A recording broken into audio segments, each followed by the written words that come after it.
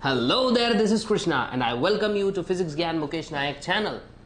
बच्चों, आज का लेक्चर है थोड़ा सा टफ वाले चैप्टर के ऊपर जिसका नाम हीट है। हीट है, बड़ी धीट है कि नहीं? हीट है, बड़ी धीट है, गर्मियों में आए सबको सताए, हैं? पसीने आए जोर से, एग्जाम भी आ रही है ऊपर से, समझ लो जरा। इसके पहले क्या करो पता है क्या? लाइक शेयर सब्सक्राइब जरूर करो, हैं? लाइक करो जब वीडियो अपलोड हो जाएगी तब, पूरी देखने के बाद।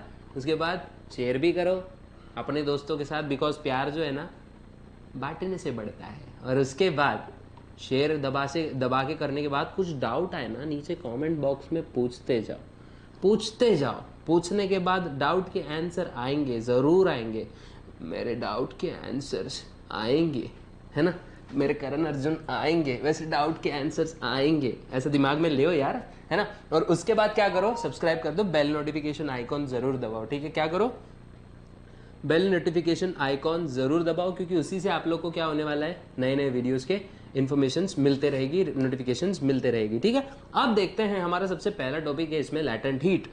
हीट देख रहे हैं, हीट क्या होती है बच्चों? फॉर्म ऑफ एनर्जी है, ज़्यादा कुछ नहीं है यार, समझ लो मेरी बात, मतलब बिल्कुल मेरी बात समझ लो। ये कुछ नहीं है, फॉर्म ऑफ एनर्जी है। और इसमें क्या होता है? सिंपल, कुछ नहीं होता है, एनर्जी होती है ये। इसका एसआई यूनिट होता है जूल, सीजीएस यूनिट होता है अर्ग, ठीक है? इतना याद भी रख लिया चलेगा। उसमें सबसे पहले चीज़ है कि लैटेंट हीट। लैटेंट हीट मतलब यार किसी सब्सटेंस का स्टेट चेंज करने के लिए जो लगने वाली हीट है ना, उसको बोलते हैं लैटेंट हीट। मान लेते हैं हमने लिया पातीला, पातीले में था बर्फ, अच्छे कपड़े धुलते हैं ओनली विथ सर्फ। ऐसा कुछ नहीं होता है कपड़े धोने वाले पे डिपेंड करता है, ओके? देखो, मान लेते हैं इसको हम क्या कर रहे हैं, ये हमारा गैस स्टव है और ये जल रहा है ना? अब हम लोग इसमें अगर जब थर्मामीटर डाल के देखेंगे ना बच्चों, ये देखो, स्टिल हम लोग को नहीं, क्या नो चेंज दिखेगा थर्मामीटर में, थर्मामीटर नहीं थर्मोमीटर में, है ना? यहाँ पे स्टिल नो चेंज दिखेगा। Why there is no change?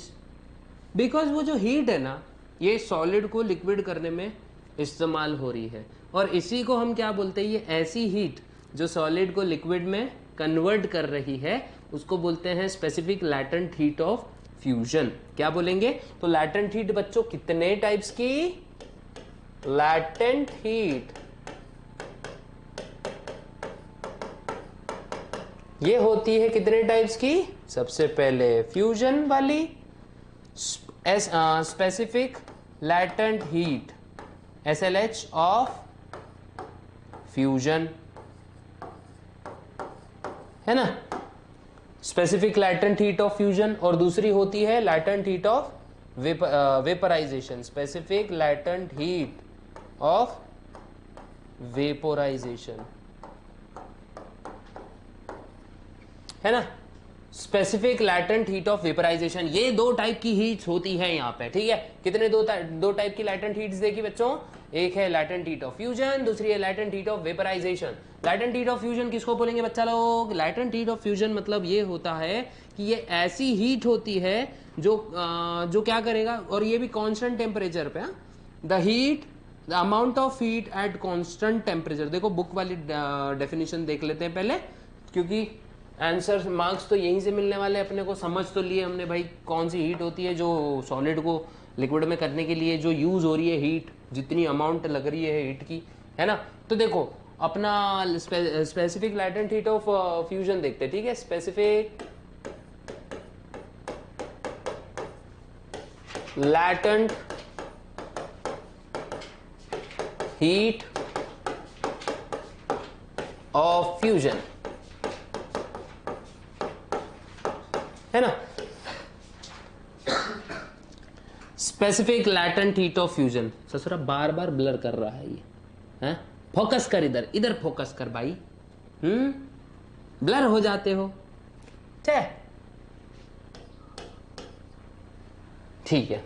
Latent heat of fusion, latent heat of fusion किसको बोलेंगे बच्चा लोग? The amount of heat energy, क्या ये होगी? Amount of heat energy absorbed bye an object, absorbed eight constant temperature. ये important है, इसमें यहां पर कोई भी टेम्परेचर चेंज नहीं दिखेगा बच्चों आपको जब तक पूरा स्टेट चेंज नहीं हो जाता, ठीक है। At constant temperature by the, हाँ, at constant temperature by unit mass, क्या बाय, देखो कॉम्प्लेक्स ही है थोड़ी, बाय यूनिट मास, ठीक है, by unit mass of solid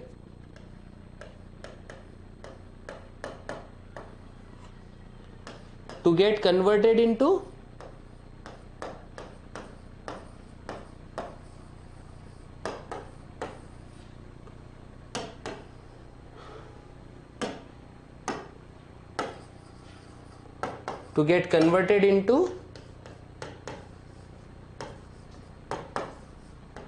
liquid, क्या, by unit mass of solid to get converted into liquid phase.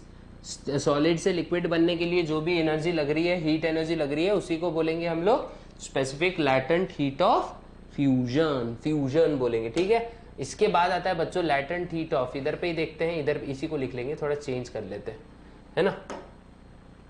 हाँ, सबसे पहले तो इरेजर ले लेते हैं। सबसे पहले ये फ्यूजन को कट करके क्या करेंगे, यहां लिख देते हैं वेपोराइजेशन, ठीक है। Specific latent heat of vaporization, SATION लिखो या ZATION लिखो, ठीक है, ठीक है। Specific latent heat of fusion और वेपोराइजेशन, ओके। ये क्या होता है बच्चों, ये होता है amount of heat energy absorb by an by a unit mass at constant temperature, ठीक है, to convert liquid into gaseous phase, ठीक है। तो यहां मैं क्या लिखूंगा, सॉलिड के बदले क्या लिख देते हैं, लिक्विड लिख देते हैं, है ना। देखो ये लिख देते हैं लिक्विड, सॉलिड के बदले लिक्विड और लिक्विड के बदले gas. Unit mass of liquid to get converted into gaseous phase,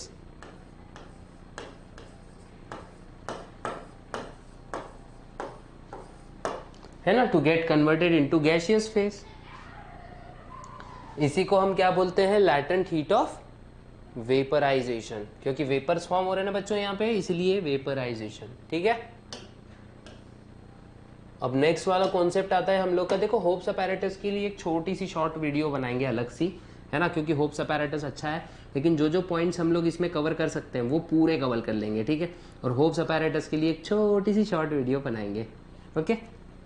तो सेकेंड, अब देखो नेक्स्ट वाला है, देखो रेजिलेशन।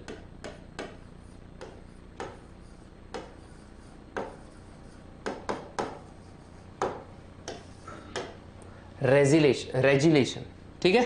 तो हमारा नेक्स्ट टॉपिक है रेजिलेशन। तो अब देखते हैं इसका भी डेफिनेशन, ठीक है। तो रेजिलेशन, देखो अगर आप लोग मान लेते हैं ये बर्फ की सीली है जो थोड़ी सी गीली है, मार्कर की स्याही पीली है, आगे का बनाएंगे किसी और दिन, ठीक है। अब देखो ये रेड कलर से बताएंगे इसको, ठीक है।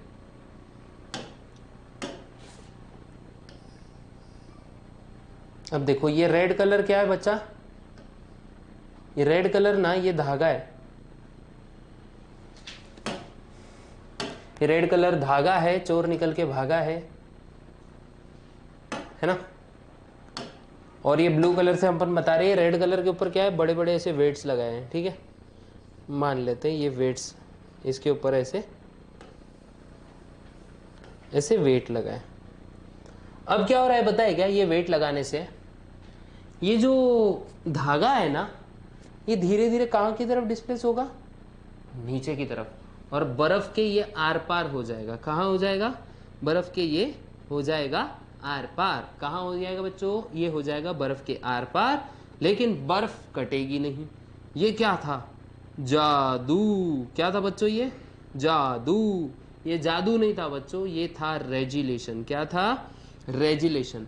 तो ये क्या है बच्चा? देखो अभी रेजिलेशन का मतलब एग्जैक्ट डेफिनेशन क्या आ जाएगा? ऐसा फिनोमिनन जिसमें क्या होता है, आइस जो है प्रेशर लगाने पे मेल्ट होता है, मतलब उसके ऊपर जब प्रेशर गिर रहा है या फिर फोर्स लग रहा है तो वो मेल्ट होता है, और जैसे प्रेशर जैसे उसका एक्सटर्नल फोर्स हट गया तो वो वापस से क्या हो जाता है?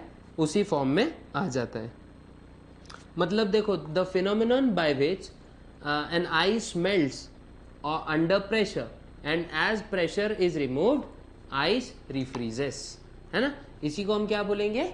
रेजिलेशन। तो क्या यहां लिख देते हैं, ठीक है? The phenomena due to which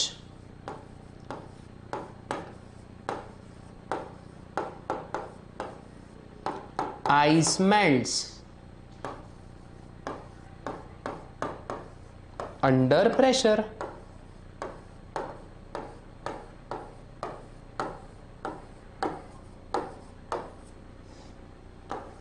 and refreezes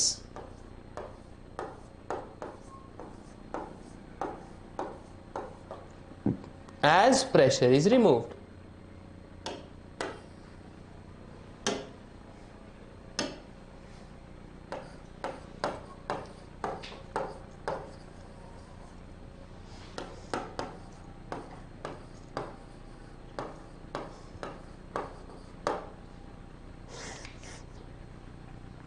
इसी को कहा जाएगा बच्चों रेजिलेशन। क्या कहा जाएगा? रेजिलेशन। मतलब यहाँ क्या हो रहा है? आइस के ऊपर वेट गिर रहा है। तुम देखो, अगर आप लोग को रेजिलेशन सही में एक्सपीरियंस करना है ना, क्या करना पता है क्या? एक आइस क्यूब लेना, दो तरफ से उस पर धागा, ऐसा एक ब्लैक कलर का धागा लेना और दो तरफ से ऐसा प्रेशर लगाना। मतलब थोड़ा ऐसा हाइट पे रहना चाहिए और धागा ऐसा, मतलब आप लोग ऐसा धागा नीचे दबा सकते हो, इतना प्रेशर लगना चाहिए उस पर। जैसे जैसे आप लोग देखोगे आइस के अंदर नहीं, क्या आपका जो धागा है ना वो वापस अंदर अंदर अंदर जाते जाएगा। जब आइस का धागा बीचों बीच पहुंच जाए तो प्रेशर रिमूव कर देना, देखना धागा जो है ना आइस के अंदर फंस जाएगा। ये होता है रेजिलेशन फिनोमिनन। अगर चाहिए तो एक बार ट्राई ज़रूर कर सकते हो, ठीक है? रेजिलेशन के बाद आता है बच्चों एनोमलस बिहेवियर ऑफ वाटर। देखो एनोमलस बिहेवियर ऑफ वाटर आज अपन वन शॉट लेक्चर में खत्म करना चाहते हैं इस चैप्टर को, क्योंकि एग्जाम्स आ रहे हैं नज़दीक, तो प्रॉब्लम नहीं आना चाहिए। तो हम लोग पॉइंट टू पॉइंट डिस्कशंस करने वाले हैं इसके ऊपर, ठीक है? तो अब आएगा देखो एनोमलस, अजीब बिहेवियर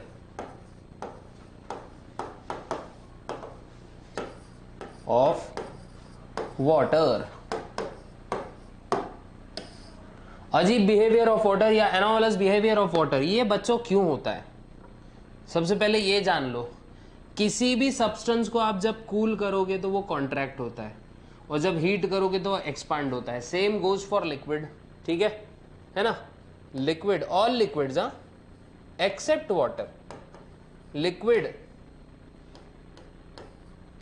ऑन कूलिंग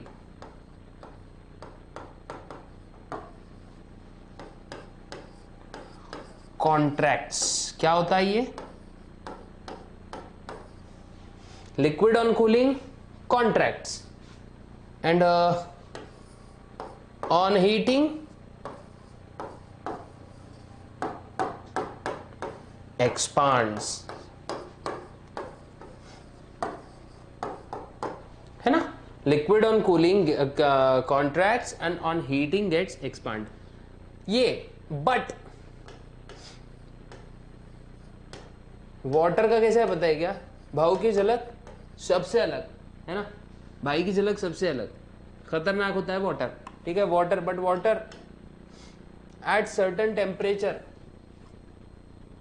क्या लिखेंगे इसको? एक्सेप्ट वाटर लिख देते, चलो एक्सेप्ट H2O, है ना? वाटर जो है ना बच्चों कॉन्ट्रैक्ट होता है और एक्सपांड होता है, लेकिन उसकी एक कंडीशन है। जब पानी का टेम्परेचर हम 0 से 4 डिग्री तक बढ़ाते हैं, या 4 डिग्री से 0 डिग्री तक पानी आता है, मान लेते हैं, वाह कब तक कॉन्ट्रैक्ट करेंगे? मान लेते हैं हमारे घर का टेम्परेचर है 35 डिग्री सेल्सियस, ठीक है, 35 डिग्री सेल्सियस। इसको एक एग्जाम्पल से समझते हैं तब आप लोग को समझेगा, ठीक है। मान लेते हैं हमारे घर का टेम्परेचर है 35 डिग्री सेल्सियस, ओके। अब मैंने क्या किया पता है क्या, एक ऐसा केस लिया, केस मतलब ऐसा कांच का बक्सा, ठीक है, गरीबों की कांच है यार, ज़रा देख लो, ठीक है, भावनाओं को समझो, ठीक है। और उसके अंदर रख दिया मेरा पानी का ग्लास, देखो दूसरे मार्कर से ले लेते, चलो ठीक है, इसको मान लेते रेड कलर का ग्लास है अपना। सर रेड कलर का ग्लास कैसे हो सकता है? अरे क्यों नहीं हो सकता है यार, मेरे को रेड कलर के ग्लास में पानी पीना है, फिर क्यों नहीं पीऊँ मैं, है कि नहीं? देखो मेरा रेड कलर का ग्लास है, ऐसा चमक भी रहा है, देखो रेड कलर का ग्लास, थोड़ा सा ऐसा लगा देंगे इसका, ऐसा है ना, मेरा रेड कलर का ग्लास इसमें मैंने रखा है, ठीक है। अब क्या होगा बच्चों, ये पानी ब्लू कलर से अपन पानी देख रहे हैं, ठीक है। सर रेड कलर का ग्लास और ब्लू कलर का पानी कैसे दिख सकता है? अरे यार फिजिक्स सीख रहे हैं, लेट अस कंसिडर, ओके। मान लेते पानी का वॉल्यूम कुछ इतना है। अब मैंने पूरे केस का क्या किया पता है क्या, 35 से 11 डिग्री मैंने इसको कम करना स्टार्ट कर दिया। मतलब यहाँ पे मान लो ये फ्रिज का कंप्रेसर है और ये क्या करेगा, इसको कूल कर देगा, कूल कूल, ठंड ठंड, कूल कूल, ठीक है। ये इसको कूल कर रहा है, ठीक है। ये जो ब्लू लाइन्स है ना, वो क्या बता रही है तुमको कि भाई ये कूल हो रहा है, ठीक है। अब जब भी 4 डिग्री तक आएगा, क्या 4 डिग्री सेल्सियस तक हमारा पानी जब तक आ जाएगा तो इसका वॉल्यूम कम होता रहेगा। लेकिन देखो बच्चों, 4 डिग्री से जब इसको कम करना स्टार्ट करेंगे 0 डिग्री तक, इसका जो वॉल्यूम है ना, ये क्या होगा, बढ़ता चला जाएगा, ठीक है। तो इसको एनोमलस एक्सपांशन बोलेंगे। या फिर 0 डिग्री से आप वाटर को हीट कर रहे हो तो इसका वॉल्यूम बढ़ने के बदले कम हो जाएगा। 4 डिग्री तक क्या होगा, ये कम होगा। और वाटर की डेंसिटी मैक्सिमम होती है 4 डिग्री पर, ठीक है। ये याद रखो आप, ठीक है। इसी के ऊपर आ जाते हैं क्वेश्चंस, और यही होता है हमारा एनोमलस बिहेवियर ऑफ वाटर, ठीक है। अब अगर मैं बोलूँ यहाँ पे, हाँ टेम्परेचर हम लोग बढ़ा रहे हैं, ठीक है, हाँ चलो ठीक है। अब इसको ले लेते हैं ऊपर। तो यही होता है एनोमलस बिहेवियर ऑफ वाटर, कि भाई मान लेते हैं इसको एक ग्राफ से समझने की कोशिश करते हैं।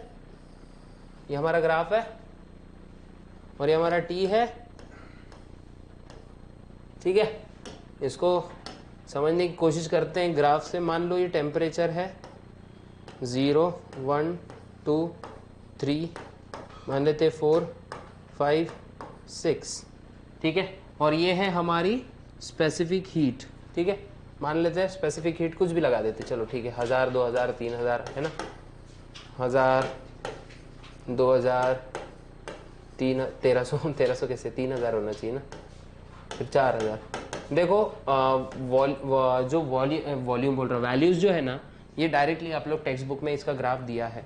तो देखो पहले क्या होगा, जैसे जैसे टेम्परेचर बढ़ेगा हमारा ग्राफ ना नीचे आएगा, मतलब ये एकदम, और एकदम मिनिमम कहाँ हो जाएगा, ये टच कहाँ कर जाएगा, ये 4 डिग्री सेल्सियस पे दिख रहा है ना, ये 4 डिग्री पे। और फिर क्या होगा, इसका ये वैल्यू जो है ना, ये ऐसा बढ़ता चला जाएगा, ठीक है। मतलब और ज़्यादा फिर इसको हीट करेंगे हम लोग वाटर को, तो ये क्या होगा, इसका वॉल्यूम एक्सपांड होगा। ये होता है एनोमलस एक्सपांशन ऑफ वाटर, ठीक है। मतलब कूल करने के बाद में वाटर कॉन्ट्रैक्ट होना चाहिए था, लेकिन ये एक्सपांड हो रहा है, फिर बाद में वापस कॉन्ट्रैक्ट हो रहा है 0 के बाद। और अगर हम देखेंगे कि 0 के बाद ये कॉन्ट्रैक्ट हो रहा है, और जब हम हीट कर रहे हैं तो 0 से 4 डिग्री सेल्सियस तक ये वापस कॉन्ट्रैक्ट हो रहा है, और फिर क्या हो रहा है, एक्सपांड हो रहा है। तो ये रहता है anomalous behaviour of water on heating from 0 to 4 degree Celsius, it contracts, and after 4 degree Celsius it expands. And if we cool water, so what happens over here, पहले क्या हो रहा है, वाटर का जो वॉल्यूम है जब कूल कर रहे हैं तो वो कॉन्ट्रैक्ट हो रहा है, फिर 0 to 4 एक्सपांड कर रहा है, फिर 4 to 0 एक्सपांड कर रहा है, और फिर 0 के बाद फिर से कॉन्ट्रैक्ट कर रहा है। इसीलिए देखो, अगर इसको आपको सही में इसका एक्सपेरिमेंट करना है ना, वो कोका कोला की कैन नहीं आती है क्या, वो लाना, कोई भी टाइप का सॉफ्ट ड्रिंक ले सकते हो। मैं ऐसा कोई प्रमोशन वगैरह नहीं कर रहा हूँ किसी का, ठीक है। लेकिन आप क्या कर सकते हो, वो कैनिस्टर नहीं होते क्या, कैनिस्टर वाली ड्रिंक्स लेके आ सकते हो, डीप फ्रीजर में रख देना, थोड़ी देर के बाद ना फ्रिज में से ऐसी आवाज़ आएगी ढपकन, असली में मत करो, लेकिन बोलेंगे सर ने बोला था, तो ऐसा कुछ मत करो। लेकिन हाँ, आपको बोल रहा हूँ, अगर आप कंट्रोल्ड वे में कर सकते हो तो ठीक है, लेकिन मेरे हिसाब से नहीं करना चाहिए, बिकॉज फ्रिज ख़राब हो सकता है और घर पे पिटाई हो सकती है ज़्यादा। लेकिन मैंने क्या किया था पता है क्या, एक दिन मैंने कैनिस्टर्स लेके आए थे, जस्ट मेरे को अच्छे लगते हैं कभी कभी पीने के लिए, तो पेप्सी के मैंने कैनिस्टर्स लेके आए। अब मैंने उसको क्या कर दिया, क्विक ठंडा होना चाहिए इसलिए मैंने उसको क्या किया, डीप फ्रीज़र में डाल दिया। अब डालने के बाद मैं भूल गया, 15 मिनट हो गए। अब फ्रीज़र अच्छा था तो उसने बहुत ही रैपिड तरीके से उसको कूल किया। अब इतना रैपिड हो गया कि वो कैनिस्टर बर्स्ट आउट हो गया, मतलब बोलते नहीं क्या, उसमें से कोका कोला बाहर आ गया। ये बाहर क्यों आया? उस दिन मेरे को एक क्वेश्चन आया कि यार ये मतलब कैसे, डीप फ्रीज़र में रखने से तो नहीं होना चाहिए था, लेकिन कैसे? तो इनिशियली क्या हुआ था, उसका वॉल्यूम थोड़ा सा कॉन्ट्रैक्ट हुआ था, मतलब कम हुआ था, और बाद में जब वो 4 डिग्री तक आया और 4 डिग्री से जब 0 की तरफ जाने लगा, तो कैनिस्टर में क्या हुआ, पानी का वॉल्यूम बढ़ना स्टार्ट हो गया। मतलब कोका कोला भी, कोई भी टाइप की सॉफ्ट ड्रिंक, उसमें पानी होता है, तो उसमें क्या, फिर वाटर बनना चालू हो गया, और वो बढ़ना चालू होने की वजह से क्या हुआ, उसका वॉल्यूम बढ़ गया। और वॉल्यूम इंक्रीज, और वाटर जो है इनकॉम्प्रेस नहीं कर सकते हम लोग, इट इज़ इनकॉम्प्रेसिबल। तो उसने क्या किया, सीधा कैनिस्टर ही फाड़ दिया ऊपर से, मतलब पूरा ढक्कन उड़ा दिया उसका ऐसा। तब मुझको समझ में आया कि एनोमलस एक्सपांशन ऑफ वाटर क्या होता है। मैं तो बचपन से ये समझने की कोशिश कर रही थी भाई एक्सपांड क्या हो रहा है, कॉन्ट्रैक्ट क्या हो रहा है, लेकिन जब प्रैक्टिकल चीज़ दिखी तब बड़ा मज़ा आया। और ये मज़ा सबने नहीं करना चाहिए, क्योंकि घर पे पिटाई बहुत ज़्यादा हो सकती है, और डैडी की पिटाई मतलब बहुत खतरनाक होती है, सबको पता है ना। तो रादर देन एक्सपेरिमेंटेशन, समझने की कोशिश करो भावनाएं क्या कहती है, ठीक है। भावनाएं मीन्स हमारे, क्या बोलना चाह रहा हूँ मैं, फीलिंग्स को समझो, ठीक है, समझ रहे हो। हाँ, अब नेक्स्ट है देखो, ड्यू पॉइंट एंड ह्यूमिडिटी, ये नेक्स्ट हमारा टॉपिक है। देखो थोड़ा सा फास्ट जा रहा हूँ पता है, लेकिन अब एग्जाम आ चुकी है तो हमको थोड़ी तेजी तो बतानी पड़ेगी गुरु, ठीक है। तो ड्यू पॉइंट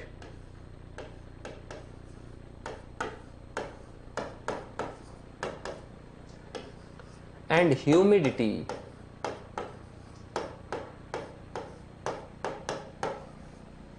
है ना, ड्यू पॉइंट एंड ह्यूमिडिटी। तो बच्चा लोग, ड्यू पॉइंट क्या होता है ये आपको जरूरत है समझने की, ठीक है। ये ऐसा पॉइंट होगा, अब पॉइंट मतलब टेम्परेचर, वो ड्यू पॉइंट मतलब वो टेम्परेचर होगा जिसमें हमारे आसपास की एयर, या फिर मान लो कोई भी सिस्टम की हम एयर कंसिडर कर रहे हैं, या फिर इनऑल पूरा का पूरा एनवायरनमेंट कंसिडर कर रहे हैं, ठीक है। तो ये ऐसा टेम्परेचर होगा जिसमें एयर जो है ना वाटर वेपर से फुली सैचुरेटेड हो जाएगी, बिकम्स सैचुरेटेड विथ वेपर्स, ठीक है। This temperature is called as dew point temperature, ठीक है। तो व्हाट इज ड्यू पॉइंट, मान लेते हैं अनसैचुरेटेड एयर है, सैचुरेटेड मतलब अब उसके ऊपर, उससे ज्यादा तुम उसमें कुछ ऐड नहीं कर पाओगे। अब क्या ऐड करना है, नमक ऐड करना है, नींबू पानी बनाना है, नहीं, एयर में हमको वाटर वेपर्स ऐड करने हैं, ठीक है। जो हमारे आसपास की एयर है, मान ले तो ये एक रूम है, ठीक है, ये पूरा स्टूडियो मान लेते हैं एक रूम है, ठीक है, जो कि है नो डाउट उसमें, और यहाँ के इसमें हम क्या कर रहे हैं, अभी देखो इसको मान लेते हैं, यहाँ पे बताता हूँ आपको, ठीक है। मान लेते हैं एक सील्ड वेसल है, ठीक है सर, ऊपर का ढक्कन खुला है, अरे डालेंगे ढक्कन डालेंगे, रुको जाओ जरा। मान लो इसके ऊपर मैंने क्या लगा दिया, ऐसी लिड लगा दिया, और सिर्फ एक स्पेस छोड़ा जहाँ से मैं क्या कर सकता हूँ, कोई भी चीज़ अंदर ही भेज सकता हूँ, वहाँ से कोई चीज़ बाहर नहीं निकलेगी, ठीक है। मान लेते हैं ये पूरा का पूरा, इसमें जितने भी डॉट्स है ना, ये एयर है, अंदर का एटमॉस्फेयर है, ठीक है। अब देखो ब्लू कलर में इसमें वाटर को रिप्रेजेंट कर रहे हैं हम लोग, ठीक है। अब धीरे धीरे मैं क्या कर रहा हूँ पता है क्या, इसमें क्या कर रहा हूँ, एक एक वाटर मॉलिक्यूल मतलब वाटर वेपर ऐड कर रहा हूँ, ठीक है। अब जिस टेम्परेचर पे ये पूरा वेसल जो है ना, ये ऐसे वाटर मॉलिक्यूल से ऐसा भर जाएगा, ठीक है, मतलब इससे ज्यादा अब इसमें वाटर वेपर्स अगर मैंने ऐड किए तो यहाँ पे मतलब कंडेंसेशन रिएक्शन स्टार्ट हो जाएगी, इसी को हम बोलते हैं ड्यू पॉइंट, ठीक है। The temperature at which air और given sample of atmosphere become saturated with vapours, ठीक है। तो आपके बुक्स के हिसाब से देखो कुछ ऐसा डेफिनेशन बनता है, suppose unsaturated air at certain temperature is taken and its temperature is decreased. तो ये डिक्रीज करते करते देखो अभी क्या हो रहा है, a temperature is reached at which air becomes saturated with water vapours. ठीक है, या फिर सिंपल वेपर्स बोलेंगे इसको। ठीक है, तो इसको लिख लेते हैं हम लोग। तो ये ऐसा होगा, द टेम्परेचर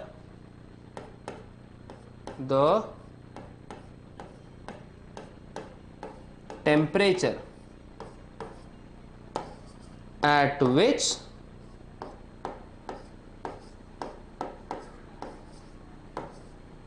air या फिर given sample of air becomes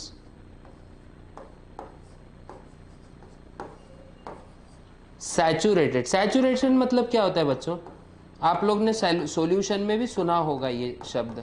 saturation मतलब क्या होता है, किसी भी सॉल्यूशन में तब तक सोल्यूट ऐड करते रहो जब तक और ज़्यादा सोल्यूट हम उसमें ऐड, जब तक और ज़्यादा सोल्यूट उसमें डिसॉल्व नहीं होगा, उसी को हम सैचुरेटेड सॉल्यूशन बोलेंगे। वैसे सैचुरेटेड एयर किसको बोलेंगे, बिकम सैचुरेटेड विथ, यहाँ लिख देते हैं पहले, वेपर्स, है ना। तो सैचुरेटेड एयर किसको बोलेंगे बच्चों, सैचुरेटेड एयर वो एयर होगी जिसमें क्या होगा, और ज्यादा वेपर्स हम लोग ऐड नहीं कर पाएंगे, इसी को हम सैचुरेटेड एयर बोलेंगे। ठीक है, तो ड्यू पॉइंट मतलब ये ऐसा टेम्परेचर होता है जिसके ये वो टेम्परेचर या वो पॉइंट होगा जिसके बाद हम एयर में और ज्यादा वेपर्स ऐड नहीं कर पाएंगे। ठीक है, मतलब एयर को हम सैचुरेटेड बना देंगे, इसी को बोलेंगे हम लोग ड्यू पॉइंट। एक बात समझ लो, ठीक है। और ह्यूमिडिटी क्या होती है, ये होता है moisture content in the air. देखो मुंबई में जाएंगे, भेलपूरी खाएंगे चौपाटी पे, इन चौपाटी पे जब भेलपूरी खाएंगे ना बच्चों, तो ऐसा हाथ लगा के देखना जरा, चिपचिपा लगेगा जरा, है ना। ये चिपचिपा क्यों लग रहा है, क्योंकि उस पर्टिकुलर एनवायरनमेंट में ना मॉइस्चर कंटेंट बहुत ज़्यादा है, इसीलिए वहाँ का जो क्लाइमेट है, क्लाइमेट नहीं बोलेंगे, वहाँ की जो वेदर है वो है ह्यूमिड किस्म की, ह्यूमिडिटी।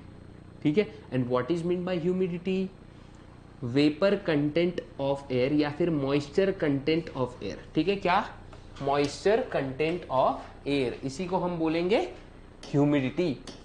ठीक है, अब देखते हैं यहाँ पे एक फॉर्मूला दिया है आपको, परसेंट रिलेटिव ह्यूमिडिटी। ठीक है, क्या, परसेंट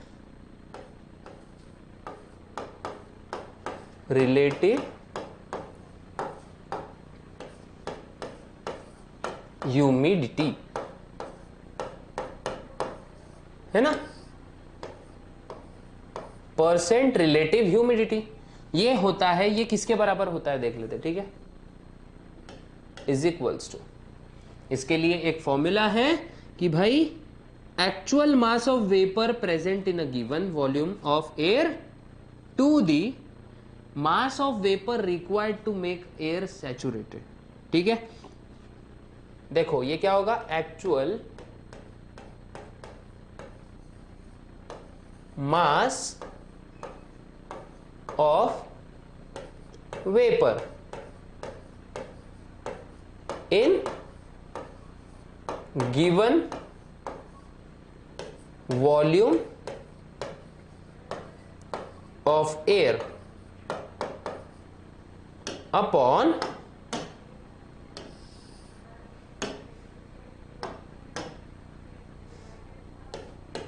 mass of vapor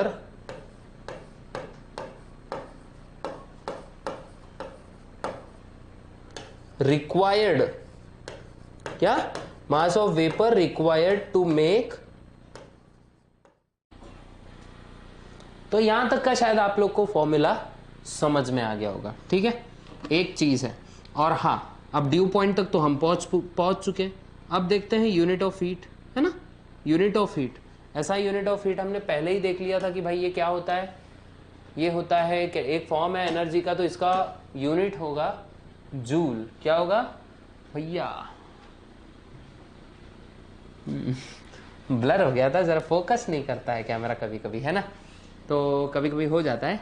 ठीक है, तो अब देखो यूनिट ऑफ हीट देख लेते हैं हम लोग। ऐसी चीज देखो, बरसात भी कुछ ऐसी गिरती है, देखो वाटर वेपर्स एवेपोरेट होते रहते हैं और फिर पूरा एटमॉस्फेयर क्या हो जाता है, एक समय आता है ऐसा कि ये वाटर वेपर से सैचुरेटेड हो जाता है, ठीक है। अब सैचुरेटेड होने की वजह से क्या होता है, अब यहाँ से ज़्यादा एटमॉस्फेयर वाटर को झेल नहीं पाता है और उसको, और वाटर प्लस क्या करता है, वाटर आजू बाजू की हीट अब्जॉर्ब कर लेता है। इस वजह से क्या होता है, वहाँ का टेम्परेचर एकदम क्या होता है, डाउन होना स्टार्ट हो जाता है। और ये डाउन होने की वजह से क्या होता है बच्चों, वहाँ पर होता है कंडेंसेशन, मतलब बरसात हो जाती है, मतलब एक एक लिक्विड का कंडेंसेशन हो जाता है और इन ऑल क्या होता है, बरसात गिरने लगती है। आई थिंक सो उसको प्रेसिपिटेशन भी कहा जाता है, ठीक है। लेकिन प्रेसिपिटेशन मतलब जब पूरी बरसात गिरती है, आई थिंक सो उसके लिए बोलते हैं। लेकिन अगर मैं सिंपल एक मॉलिक्यूल को बोलूँ कि भाई गैस टू लिक्विड बन रहा है, तो ये कंडेंसेशन होगा, ठीक है। अब देखते हैं यूनिट्स ऑफ हीट। तो यूनिट्स ऑफ हीट जो होता है ना बच्चों, ये होता है एसआई सिस्टम में। अगर हम देखें यूनिट्स ऑफ हीट देखते हैं, ठीक है, यूनिट ऑफ हीट, ऐसा यूनिट होता है बच्चा इसका जूल, ठीक है ना। ऐसा यूनिट क्या होता है इसका, जूल, ये याद रखना, क्योंकि एक एनर्जी का फॉर्म है तो ये होता है जूल, ओके। और जो सीजीएस यूनिट होता है, अभी समझो इसको अर्ग बोलते हैं, ठीक है, अर्ज किया है, क्या किया है, यूनिट अर्ज किया है। लेकिन ये अर्ज नहीं है बच्चा लोग, ये है यूनिट ऑफ एनर्जी, ठीक है, दिख रहा होगा आप लोग को, है ना, ये है यूनिट ऑफ एनर्जी। और ये सिस्टम कौन सा है बच्चों, ये है सीजीएस सिस्टम, है ना। सीजीएस सिस्टम में इसको अर्ग कहा जाता है, क्या कहा जाता है, अर्ग कहा जाता है। प्लस एक और यूनिट है बच्चों इसका, जिसको हम बोलते हैं कैलोरीज, है ना, कैलोरीज भी इसको कहा जाता है। तो वन कैलोरी, देखो 1 कैलोरी जो होता है ना, ये कुछ होता है 4.18 जूल के बराबर।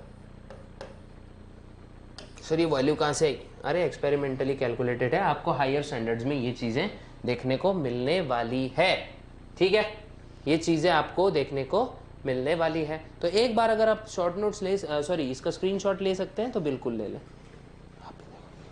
ठीक है। अब देखते हैं आगे की तरफ, जो कि हमारा ही स्पेसिफिक हीट कैपेसिटी है। क्या है बच्चों, स्पेसिफिक हीट कैपेसिटी। अब इसको ले लेते हैं ऊपर, अप एंड अवे।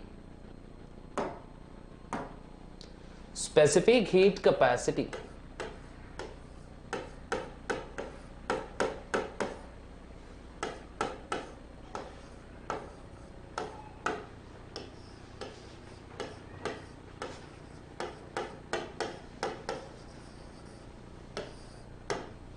क्या देखेंगे, स्पेसिफिक हीट कैपेसिटी, ठीक है।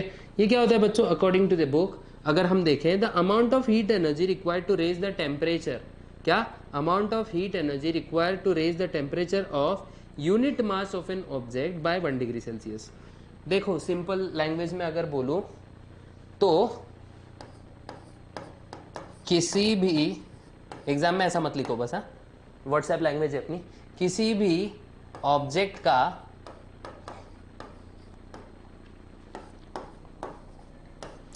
टेम्परेचर 1 डिग्री सेल्सियस से बढ़ाने के लिए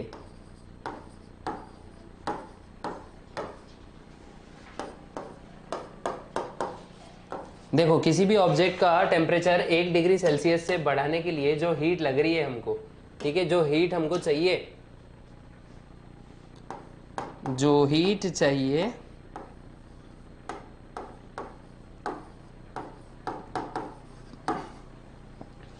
वो होती है स्पेसिफिक हीट कैपेसिटी, वो होती है स्पेसिफिक हीट कैपेसिटी। क्या बोलेंगे बच्चों इसको, स्पेसिफिक हीट कैपेसिटी। मतलब किसी भी ऑब्जेक्ट का टेम्परेचर 1 डिग्री से बढ़ाने के लिए, यूनिट मास ऑफ टेम्परेचर, ठीक है, sorry unit mass of object, तो किसी भी ऑब्जेक्ट का टेम्परेचर, किसी भी यूनिट मास ऑफ ऑब्जेक्ट का टेम्परेचर बढ़ाने के लिए 1 डिग्री से जो अमाउंट ऑफ हीट चाहिए हमको, इसी को हम बोलेंगे स्पेसिफिक हीट कैपेसिटी। तो simple, amount of heat required to raise the temperature, raise मतलब बढ़ाना, क्या, अरे बढ़ाना, amount of heat required to raise the temperature of unit mass by 1 degree, कितना डिग्री सेल्सियस? 1 डिग्री सेल्सियस से, तो उसी को बोलेंगे हम लोग स्पेसिफिक हीट कैपेसिटी। क्या बोलेंगे बच्चा लोग? Specific heat capacity. ये चीज याद रखें, ठीक से याद रखें, अच्छे से याद रखें, ठीक है। इसके लिए एक फॉर्मूला भी होता है, देखो। हाँ, heat energy absorbed by body, ठीक है। क्या बोलेंगे इसको? हीट एनर्जी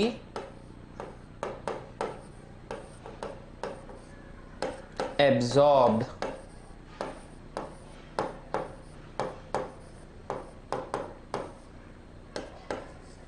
बाय ऑब्जेक्ट, ठीक है। Heat energy absorbed by object is equals to क्या होता है? देखो, is equals to m into C into delta T. क्या? m into C into delta T. अब एक एक चीज देखते हैं। m क्या है बच्चों? मास ऑफ ऑब्जेक्ट। c क्या है? Specific heat capacity. शॉर्ट में लिख रहा हूं, स्पेसिफिक हीट कैपेसिटी। और जो डेल्टा टी है ये डिफरेंस है टेम्परेचर का, है ना। तो इसका एक फॉर्मूला भी हो गया। तो देखो, heat absorbed by object is equals to m into C into delta T. Excuse me, इसको कर देते मूव, दर्द से दे आराम, ठीक है। तो अब देखेंगे नेक्स्ट हमारा हीट एक्सचेंज, और फिर करेंगे इस चैप्टर का दी एंड, ठीक है। नेक्स्ट क्या है बच्चों हमारा? Heat exchange. क्या? Heat exchange. अब ये तो बड़ा सिंपल चीज है।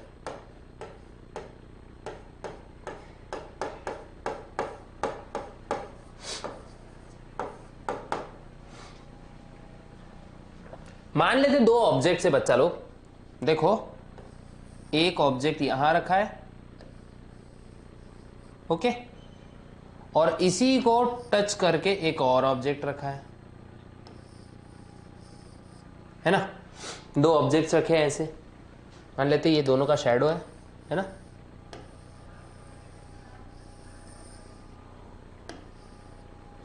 ठीक है, ये 2 ऑब्जेक्ट्स है, ओके। थोड़ा ऐसा लगना चाहिए ना यार, 3D पढ़ाई कर रहे बोल के। अब देखो, जो मैं रेड कलर से बताऊंगा आप लोग को, वो क्या है इसका? वो है ये वाला जो है ना, ये हॉट ऑब्जेक्ट है। देखो ये मस्त ऐसे गरम वेपर्स, मतलब हीट इससे बाहर निकल रही है, ठीक है। और ये वाला ना जो ये कोल्ड ऑब्जेक्ट है, तो मैं आप लोग को इसको ब्लू कलर से दिखाता हूँ। ऐसे मतलब इससे ऐसे कोल्ड वेपर्स आ रहे हैं, है ना, मतलब कोल्ड है एकदम, है ना। देखो कोल्ड ऑब्जेक्ट है और एक हॉट ऑब्जेक्ट है।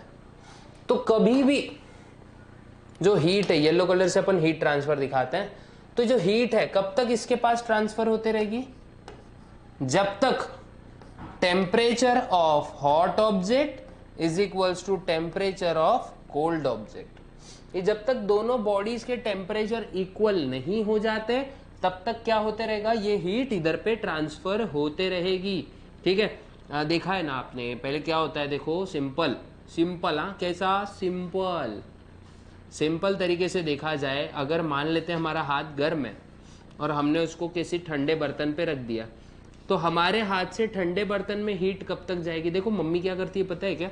जो दूध उबालते हैं ना हम लोग घर में, दूध उबालने के बाद में पहले करा जाता था, अभी तो फ्रिज में रख देते डायरेक्ट, लेकिन पहले क्या करा जाता था पता है क्या? हम एक्चुअली अगर देखा जाए थोड़े से ओल्ड टाइम्स में, पानी लिया जाता था ठंडा वाला, और उसके अंदर क्या रख दिया जाता था? दूध रख दिया जाता था। दूध मतलब पतीले के साथ, है ना, तो बोलेंगे डायरेक्ट डाल दिया जाता था सर ठंडा करने के लिए, हो सकता है ना, कुछ भी हो सकता है ना, तो डाल दिया जाता था। अब क्या होता था, थोड़ी देर के बाद पानी का टेम्परेचर और पातीले का टेम्परेचर क्या हो जाता था? दोनों भी इक्विवेलेंट हो जाता था। ये क्यों हुआ?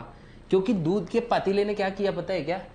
हीट एनर्जी रिलीज की। कहाँ रिलीज की? पानी में। और पानी ने क्या की? हीट एनर्जी एब्जॉर्ब की, और इसी वजह से यहां पे हीट का एक्सचेंज हुआ, और इसीलिए क्या हुआ? अरे क्या हुआ? दोनों बॉडीज का टेम्परेचर इक्वल हो गया, है ना। और हीट कहाँ से कहाँ ट्रैवल करती है हमेशा बच्चों, कहाँ से कहाँ जाएगी heat, from hotter object to the colder object, ये हमेशा याद रखें, ठीक है। एक बात हमेशा याद रखें, और measurement of specific heat and calorimeter, अच्छा कैलोरीमीटर भी है अपने को, ठीक है। तो एक फॉर्मूला है इसके लिए, तो हम लोग को अभी दो चीजें करनी पड़ेंगी, होप्स अपैरेटस और कैलोरीमीटर के एक छोटे से दो वीडियोस बनाएंगे हम लोग, ठीक है, ताकि उसमें सिर्फ हम लोग ये दो इंस्ट्रूमेंट्स पर ही नजर रख सकें। तो अब देखते हैं heat gain by the hot object, sorry heat gained by the cold object, क्योंकि कोल्ड ऑब्जेक्ट क्या करता है, हमेशा हीट को गेन करेगा, हॉट ऑब्जेक्ट हमेशा हीट को रिलीज करेगा। तो हीट गेन, देखो कैलोरीमीटर में यूज होता है वाटर, क्या यूज होता है, वाटर। तो हीट, अब देखो यहां पे हीट गेन बाय H2O, मतलब वाटर, ठीक है। हीट गेन बाय H2O जो कि होता है वाटर, ये किसके बराबर होता है बच्चों, ये होता है, ये बराबर होता है mass of water into specific heat into increasing in temperature. तो ये किसके बराबर होता है, mass of water into specific heat into delta T of water. Same तरीके से heat gain by, sorry heat लूज्ड bye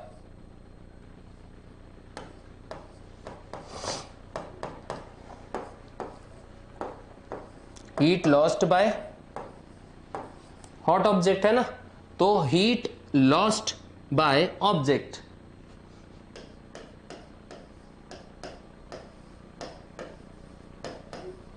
ये किसके बारे में रहेगा, देखो कैलोरीमीटर का काम होता है ना हीट एनर्जी गेन और लॉस, कितना अमाउंट में ये हुआ है, तो इसीलिए इसका नाम भी है ना, देखो कैलोरीमीटर, है ना, कैलोरीज काउंट करेगा, है ना। तो देखो कैलोरीज नापने वाला मीटर, तो ये क्या होगा, mass of object into T into delta, sorry into C into delta T of object. ये याद रखें, ये दो फॉर्मूलेज हम लोग नो देखने को मिल चुके हैं, ठीक है। अभी एकदम से लपक गई थी लाइट, हो जाती थी सबकी फाइट, ठीक है। तो इसी के साथ हम लोग क्या करेंगे इस टॉपिक का, और टोटल हीट हमको कैसे मिलेगी, देखो टोटल हीट मतलब Q is equals to QW plus QO। What is QW, heat energy lost by object, sorry water, और QO क्या है, हीट एनर्जी, एक minute, heat energy gain by water क्या होगा हमारा QW, और heat energy lost by object क्या होगा हमारा QO, ठीक है। ये याद रखें, ठीक है। थोड़ा सा लाइटिंग इश्यूज हो गए थे, ठीक है। तो ये हमारा चैप्टर होता है the end, one shot lecture attend. अगर पूरा वीडियो देख रहे हो तो बहुत बहुत धन्यवाद, लाइक शेयर सब्सक्राइब जरूर कर दो, भागा मत करो ऐसे, और मिलेंगे हम लोग नेक्स्ट एपिसोड में। तब तक के लिए गुड बाय, गुड लक, जय हिंद, जय महाराष्ट्र।